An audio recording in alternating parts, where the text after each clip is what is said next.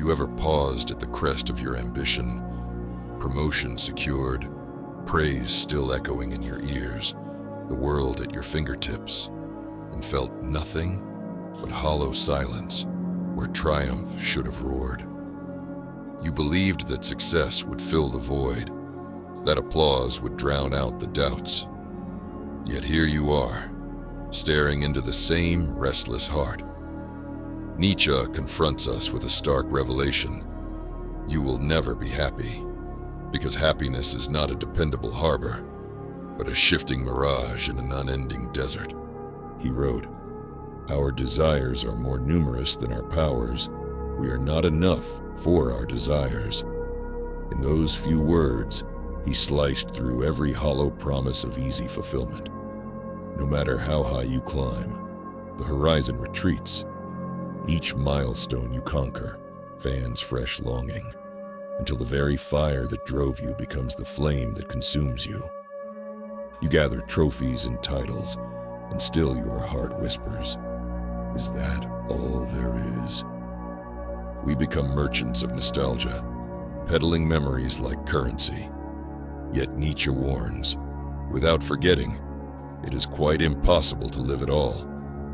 We must forget our triumphs if we are to pursue the next. But in forgetting, we lose the substance of our own becoming, and so we chase shadows of past glories instead of forging deeper meaning. We scroll through highlight reels of our lives, as if satisfaction can be downloaded in pixels. But each snapshot fades, and we long for yesterday's spark and tomorrow's promises. And what of love? We chase approval, as though it were life's elixir. Every like, every nod, every accolade feeds our fragile ego, until the clamor of validation drowns out our own voice. The demand to be loved is the greatest of all arrogant presumptions, Nietzsche declared. We mistake external admiration for inner worth, and when the applause dies, we are left with a void that calls our name in the dead of night. Beneath it all pulses the will to power, not a lust for domination over others, but the irrepressible drive to assert our being against the void. This will is a restless companion. He who fights with monsters should look to it that he himself does not become a monster, Nietzsche cautioned. In our pursuit of greatness, we risk becoming the very thing we despise. Insatiable, unmoored, unfeeling, we erect empires of achievement, only to find that the walls have closed in on our humanity. Picture the soldier advancing under withering fire. He does not think of medals or fame. He moves because action is necessity. Audie Murphy, no more than a boy, climbed onto a burning turret and, with a single machine gun, silenced enemy guns, raining death upon his comrades. He never boasted of glory. He said simply, "I did what I had to do." In the crucible of necessity, he touched purpose, but even that purpose did not guarantee tranquility. The memory of that stand haunted him far more fiercely than the bullets themselves. Survival is never a promise of peace. Ernest Shackleton's ship Endurance was crushed in Antarctic ice, and he led his men across a frozen wasteland, each step a defiance of despair. He wrote, "Difficulties are just things to overcome after all." Yet the real trial was not the howling wind or the breaking ice, but the storm that raged in each man's mind, the fear that rescue might never come. Shackleton's resolve did not banish fear. It acknowledged it and held true despite it. And then consider Marcus Luttrell, a Navy SEAL pinned down in the unforgiving mountains of Afghanistan. Wounded, isolated, the enemy closing in. He crawled mile after mile on shattered limbs, driven by a single vow: never quit. When asked how he endured the pain, he answered, "Pain was just another obstacle." In that refusal to surrender, he found a kind of iron-willed purpose. Yet when the war ended, he confessed that the battles inside his mind were far more relentless than any he fought in the field. This unyielding drive can be both our salvation and our undoing. Pleasure is a flicker. Achievement is a fleeting high. The world offers quick fixes, mindfulness apps that promise Zen in 10 minutes, weekend retreats that guarantee inner peace. But these are mirages, mere foam atop a deeper sea of unrest. True freedom is not found in chasing comfort, but in welcoming discomfort. It means waking before dawn, when every fiber of your being screams for warmth, leaning into the ache in your muscles as proof that you're alive, staring into the void of uncertainty until you learn its language. Nietzsche summons us to amor fati, the love of one's fate.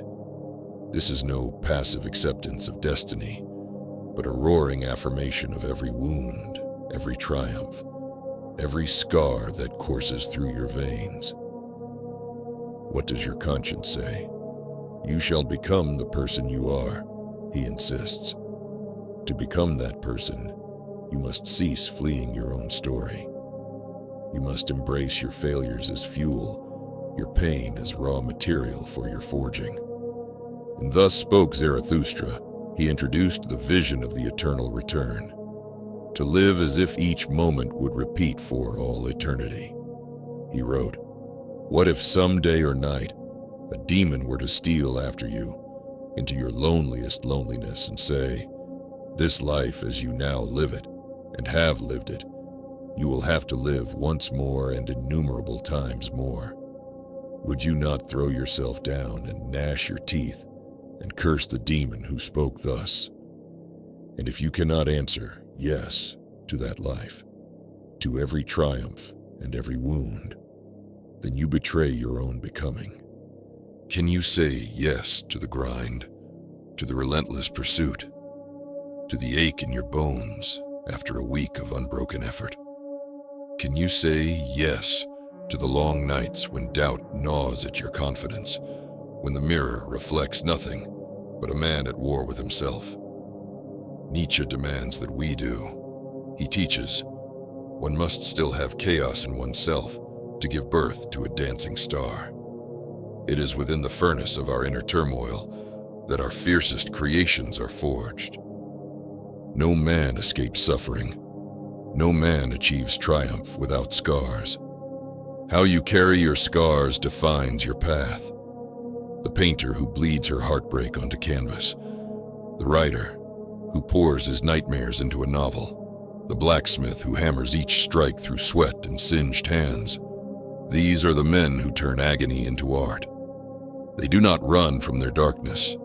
They welcome it, wrestle with it, and emerge transformed. And so, I invite you. Tomorrow, when the alarm drags you from sleep, when the sky is still ink black and life seems a burden, rise anyway. Breathe in the cold air like a sacrament. Let your lungs fill with the raw material of being. Whisper your vow. I choose this fate, pain, chaos, triumph, and all. Let your hunger be your hammer, your wounds the anvil upon which you shape your destiny.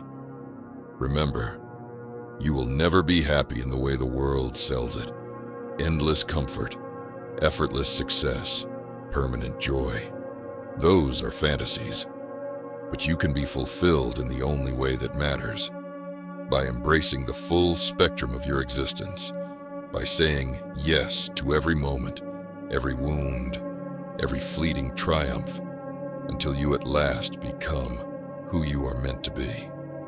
And when doubt creeps back, when the world whispers that your hunger is weakness, that your scars are shame, that your chaos is danger, call to mind Nietzsche's final challenge.